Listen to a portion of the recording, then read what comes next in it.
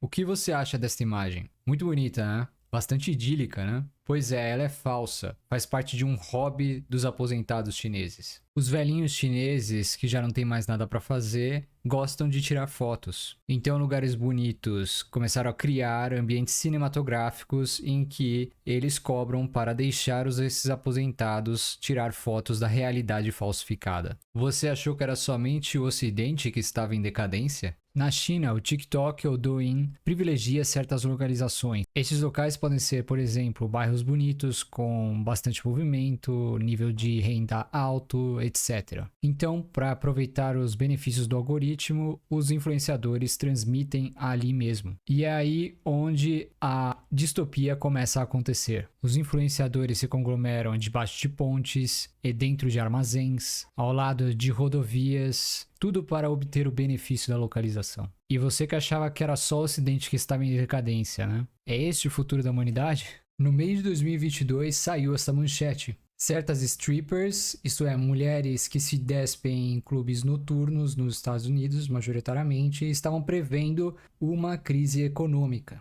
E apesar de que a crise não foi tão grave, não está sendo tão grave quanto outras do passado recente, elas acabaram acertando. E isso foi algo que aconteceu em 2008 também. Na época, com a crescente da bolha imobiliária, o dinheiro estava muito fácil e homens sendo homens, né? Mas, conforme a crise foi se acentuando, esta foi uma das primeiras despesas a serem cortadas. O cantor belga Stromae gosta de trazer duplos significados em suas canções, e Murfriet não é diferente. Significa o prato mais típico da Bélgica, um mexilhão com batatas fritas, geralmente acompanhado de maionese. Na canção, o Paulo gosta deste prato, mas ele prefere sem fritas e sem maionese. Moule, o mexilhão, em francês é gíria para a genitália feminina. E maiô, que coincide com o som de maiô, o maiô de banho, é também alusivo à proteção sexual. No caso, o Paulo gosta de interações sexuais sem proteção. E na canção ele acaba morrendo porque contraiu doenças sexualmente transmissíveis. Tá aqui um poema para você mandar para quem você ama. Receita certa para derreter o coração dela ou dele. A essência do amor, para mim,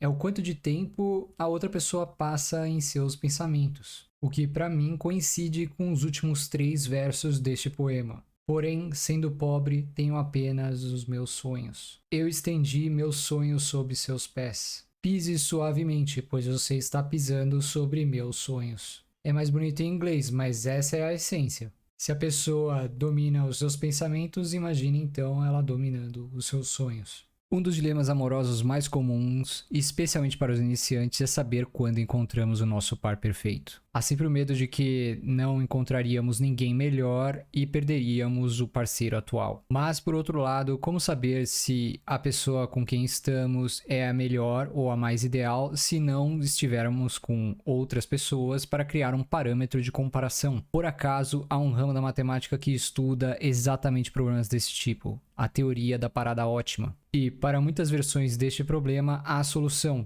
A essência é a seguinte: utilize 37% do tempo total, o tempo inicial, para estabelecer um parâmetro de comparação, rejeitando todos os candidatos. Depois desse período de tempo, se você encontrar alguém igual ou melhor que este parâmetro de comparação, encerre a procura na hora. A probabilidade de que você ficará com um par perfeito também é de 37%. Mas se você encontrar o seu amor perfeito logo de cara, não o rejeite, por favor. Ao redor de 2010, o diretor de cinema James Cameron oferece a Matt Damon 10% da franquia Avatar. Na época, o Matt Damon estava trabalhando com a franquia Jason Bourne, então seria muito difícil de ele trabalhar em 2 filmes ao mesmo tempo. Então ele declinou, ele não aceitou a proposta. E era um filme também que era muito mais conceitual, não dependeria de um ator principal. Ok, passados anos, ficou claro que a decisão dele não fez muito sentido, né? Hoje em dia, a perda dele está estimada em mais de 300 milhões de dólares. Uma recomendação de série aqui para vocês. Se chama Halt and Catch Fire. É uma série baseada em histórias reais, como a da Microsoft, da Apple, do Netscape. O personagem do topo da direita seria alguém à la Steve Jobs. O da esquerda seria mais para Paul Allen ou Steve Wozniak, que seriam os cofundadores da Microsoft e da Apple, respectivamente. E a do meio é uma personagem fictícia, alguém muito genial que eles inventaram para a série. Um dos aspectos mais legais e únicos dessa série é ver os personagens crescendo tanto profissional como emocionalmente. E ela tem uma avaliação extremamente alta, 9.4, no site Metacritic, que é o agregado de todos os sites de avaliação. Ela está certamente no meu top 5 de todas as séries de todos os tempos. Você sabia que a maioria das invenções que levaram ao iPhone, na verdade, vieram ou do governo diretamente, ou por subsídios, ou por influência de agências do governo?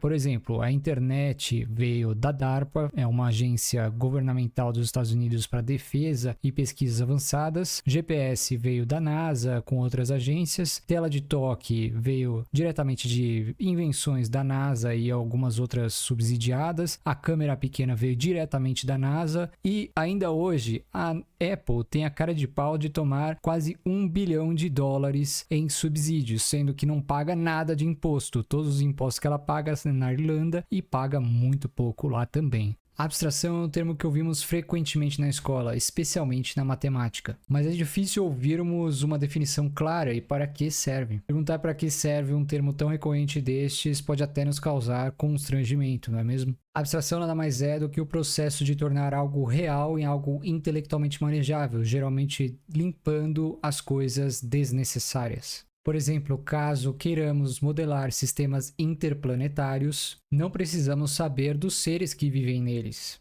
Isso é somente ruído desnecessário. Basta somente saber as acelerações, velocidades, posições, massas em determinado tempo para modelá-los. E desta forma conseguimos diminuir drasticamente a complexidade do problema, tornando-o intelectualmente tratável, manejável.